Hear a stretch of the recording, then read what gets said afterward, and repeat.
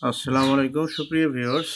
আজকের ভিডিওটি কি রিলেটেড হবে অবশ্যই আপনারা বুঝতেই পারছেন, অথবা ভিডিও দেখে ইতিমধ্যে ধারণা চলে এসেছে।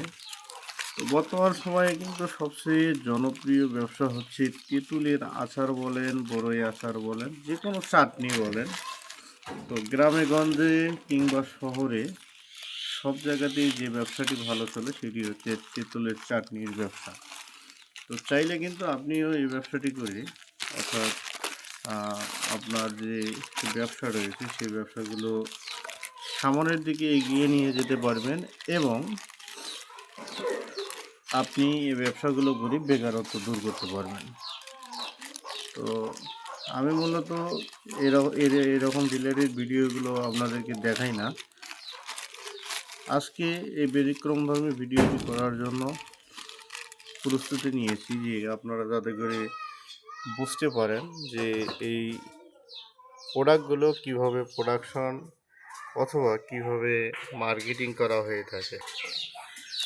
এভাবে আগে 12 পিসের এরকম বান্ডিল করে নেবেন। নেওয়ার পরে এরকম পিপি নিয়ে এরকম ভাঁজ দিবেন শুরুতে। দেওয়ার পরে আপনারা প্যাকেটের ভিতরে ঢুকে দিবেন। এভাবে পর্যায়ক্রমে আপনারা সবগুলো চাটনি, অর্থাৎ এক বান্ডিলে 48 পিস দিলে সবচেয়ে ভালো হয়। 48 পিস আপনি 96 টাকা বলেন অথবা 95 টাকা বলেন, এভাবে কিন্তু সেল করতে পারবেন অনায়াসে। অথবা আপনার এলাকায় যেরকম অন্য অন্য কোম্পানি যে রেট দেয় সেই রেটেও কিন্তু আপনি সেল করতে পারবেন। তো দেখেন, আমি মূলত 48 পিসের এরকম হ্যাঙ্গার করে যাচ্ছি।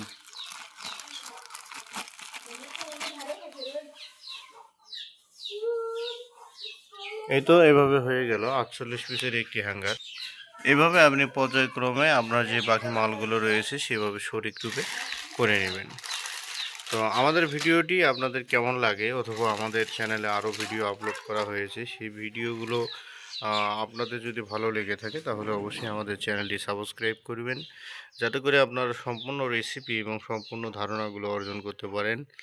তো এছাড়া আপনি আমাদের চ্যানেলে যদি সাবস্ক্রাইব করেন তাহলে কি হবে আজকে একটু জেনে রাখেন। তো মূলত আমরা নিত্য নতুন ভিডিওগুলো আপলোড দেওয়ার চেষ্টা করি।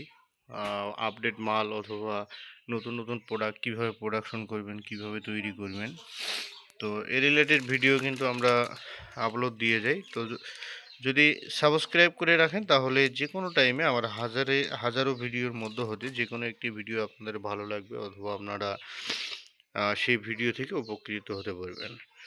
তো আজকের ভিডিও থেকে বিদায় নিচ্ছি। ভালো থাকবেন, সুস্থ থাকবেন সকলে। আল্লাহ হাফেজ। আসসালামু আলাইকুম।